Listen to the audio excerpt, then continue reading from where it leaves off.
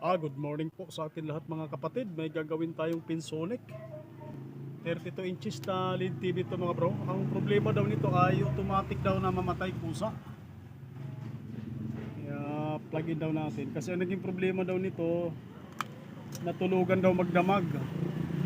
Ay gumising siya. At nung tinesting niya, ganun na raw nangyayari. Patay sindi na raw. So, plug in natin para malaman natin. Yan, may standby power naman, oh. Pindutin natin yung sa likod. Ano ba yung pindutan nito? Ayun. Saan ba yun? Yan, power ko natin. Yan, nag-una siya. Tingnan natin yung screen, mga bro. Yan, nag-una man. After a seconds lang daw, mamatay kusa.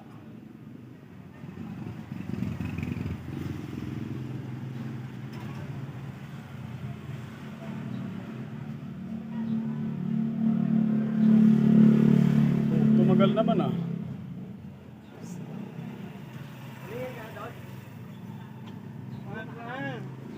Sige na.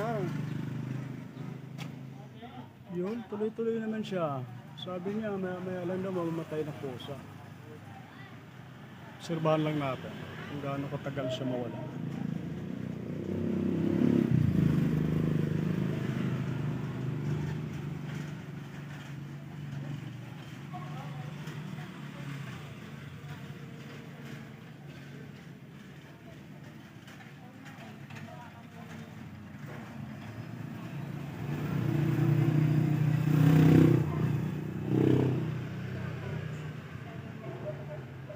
Okay naman siya.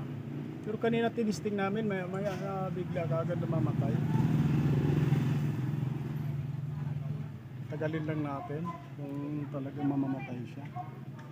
Ayun, namatay nga kusa mga bro. Yun ang problema. 2 minutes. Abay. Kano yung backlight?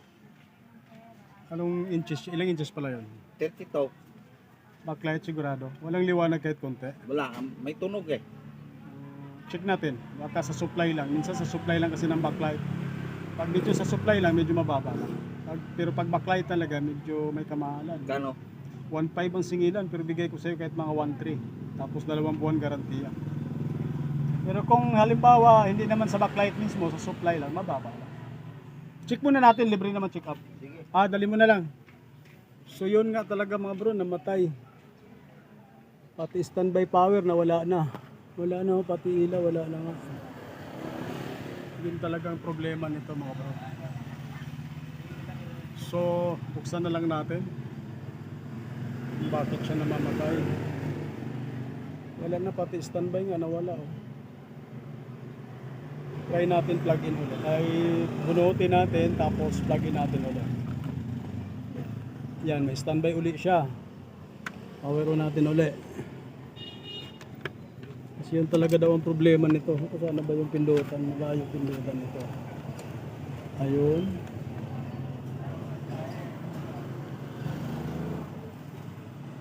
Yun, nag-on na siya pero ayaw na tumuloy.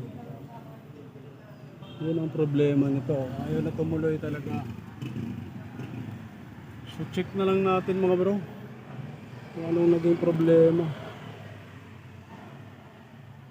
Yan, wala na talaga. Ayaw na siya na mag-on. So buksan na lang natin. Alamin natin kung bakit. Para malaman natin kung anong dahilan. Check na lang natin mga voltahe mga bro. Buksan lang natin. So tuloy natin mga bro. Nabuksan na natin yung ginagawa natin na Pinsonic. Ito pala yung model number niya. Pinsonic 32. Yan, model number LEDAS 3259 mga bro. Yan ang model number nito. So, check na lang natin yung kanyang power supply or kung yung mga posibleng yung mga voltahe dyan na dapat i-check. Kung bakit siya namamatay, no? Gamitan natin ang mahiwagang tester natin mga bro. Mahiwagang tester, no? So, ground natin dito. Tapos plug in natin. Yan, tinanggal ko yung na kanya, yung sensor para makita natin yung standby power niya. So yan, may standby power. So check natin yung 12 volts mga bro. 11.9. So 12 volts yan mga bro. So power on natin. Power on natin.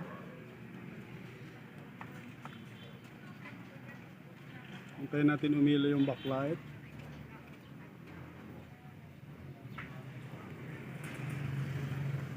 Diba? Try natin. Pindutin natin. Ayaw na mag-on talaga oh. Standby na lang. Pinindot-pindot ko na. So, standby na lang pala talaga siya pag ano. Pero normal yung ating 12 volts. Yung 11.9. Yung try natin, check yung ano na lang. Yung 1.8 at saka yung 3.3 kung present mga bro sa regulator na to. Yung 5.1 normal. So, check natin yung 1.8. Yung 1.8 normal.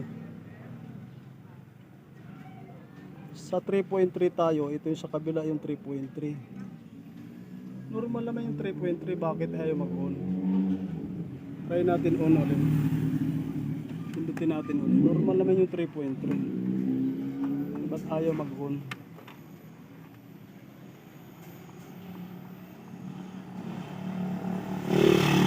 Ayaw mag-on. Normal naman yung 3.3. Ah. Ay. Magdala ka ng wire. Ay, walang wire eh. Ayun, ang pag-produce ka para magkaroon ng rekta yan. Hindi mo pwede rekta sa 220 yan. Magdala ka ng wire na ganito, sa charger. Magdala ka. Bumili ka dyan sa may paggawa ng cellphone. Wala, ginagamit ko sa cellphone ko yan. Sa baba na lang, baka mahulog. Ibaba mo. Yan, pag mayroon na, magdala ka na lang. Kahit luma, basta gumagana. So tuloy natin. May nagdala lang ng Bluetooth. Yung 3.3 normal naman, bak ayaw mag-on. 1.8 normal din.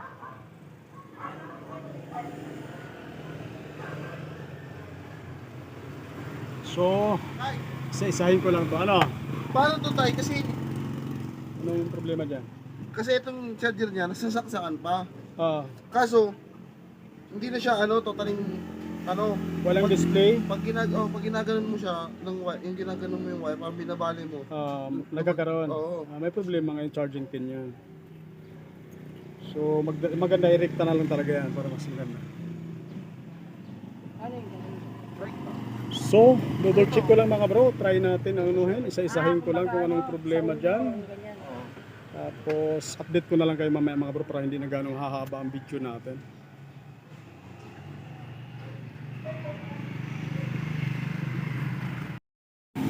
So tuloy natin itong ating ginagawa na Pinsonic na 32 inches na LED TV mga bro. So sinubukan natin i-boost yung 3.3 niya mga bro. So dinagyan natin ng kapasitor dyan. Bali dinagdagan natin ng filter dyan na 2200 microfarad na 16 volts kasi 3.3 lang naman yung voltahe dyan. Sinubukan ko lang mga bro kasi may ginawa na ko dati na ganito. Ganyan ang ginawa ko na tumino siya. Naalala ko lang yun. Hindi lang natin na videohan. So try natin mga bro. Plug in natin ulit. So kung napapansin natin, lumakas yung kanyang standby power. Ika lang, parang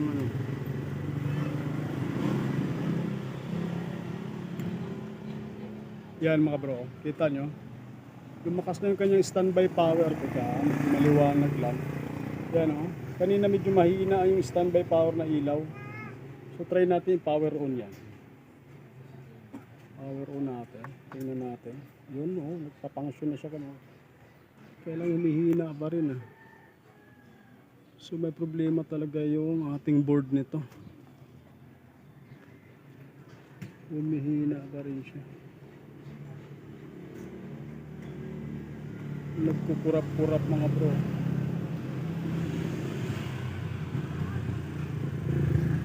So may problema talaga yung ating motherboard.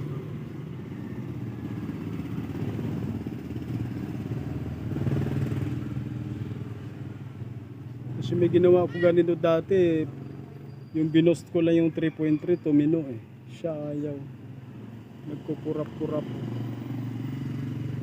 So ibig sabihin may problema talaga yung ating motherboard.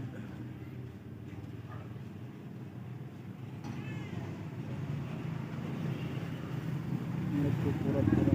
So tawagan muna natin may-ari mga bro. Maaari palitan na lang natin ang board ito. May problema pala talaga ang board niya. Tawagan ko lang mga bro. Update na lang ulit mamaya. At tuloy natin mga bro. So pumayag na may-ari. Pinalitan na lang talaga yung board dahil medyo may problema talaga yung board niya. May problema sa pinaka-system yun kasi patay sindi mga bro. Kaya pumayag naman siya. Nagkasundo naman kami sa halagang dapat pagkasunduan. So pinalitan natin ang board yan na ano. Alam ko Hyundai ito na board mga bro, basag tong screen niya original, kaya try natin ikabit. Try natin kung magka-match ba siya, kung gagana ba yung kanyang ano. So try na lang natin i-plug in mga bro. So yan, plug in natin. Yan, may standby power na mga bro. Power on natin.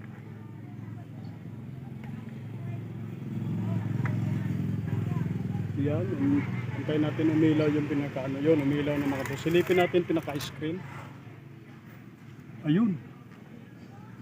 May naka-audio video na mga bro. Kailan baliktad yung picture. So madali na lang ito mga bro. Try na lang natin kapain sa remote para tumama yung ano, naka-ano sa mirror dahil iba na yung board na kinabit natin. So try lang natin i-fix para try natin i-adjust yung picture na ito mga bro. Okay naman siya, hindi sa solarize. Ang ano lang natin yung mirror. Hindi na tayo mag-adjust sa ano, sa LVDS kasi maganda naman. Sa mirror na lang tayo para tumama yung ating video. Kasi sa ngayon baliktad yan mga bro. Napansin yung no signal niya, baliktad. Adjust na lang natin mga bro. So i-fix ko lang para hindi na gano'ng mahaba yung video natin. Tapos update na lang ulit mamaya pag na ano na natin. Kasi magkaiba ang board yan kinabit natin, kaya yun ang resulta, baliktad yung picture. Ano po? Sa electric fan? Dito po sa kabila. Apo, apo.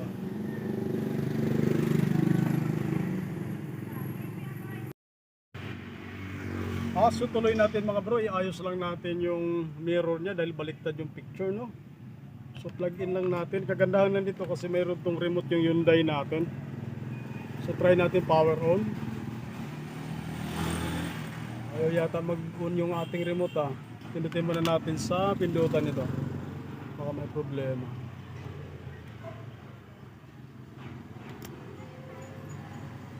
Tayo natin yung picture yun. Nakita natin si Hyundai mga bro. May problema rin pala yung power ng remote nya. So nakita natin baliktad yung picture nito kasi iba yung board na ginamit natin. Yung original nito KA ay Pinsonic. Yung kinabit natin ay Hyundai. So gamitin natin yung factory setting na Mino 1147. Tingnan natin kung papasok. So Mino 1147 1147. So yan, pumasok na yung factory setting natin. Diretso na tayo sa General MacArthur. Joke lang. General. So enter natin. Hanapin natin tong mirror enable. Yung nakalugay mga bro. Baba natin sa remote.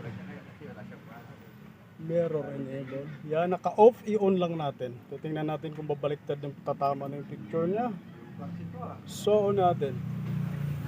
So, nakita nyo mga bro, tumama na yung picture natin. Yan. Tumama na yung kanyang, hindi na siya baliktad. Baliktad siya ngayon kasi tinama na natin. Pag iayos natin yung forma nito, okay na siya. So, exit na natin. Yan. Ayos na natin siya para tumama na yung tamang picture mga bro. Tayo lang natin, medyo mahirap magano.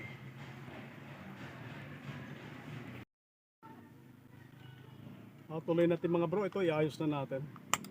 Para tingnan natin kung hindi ba bumalik sa pagbaliktad yung picture.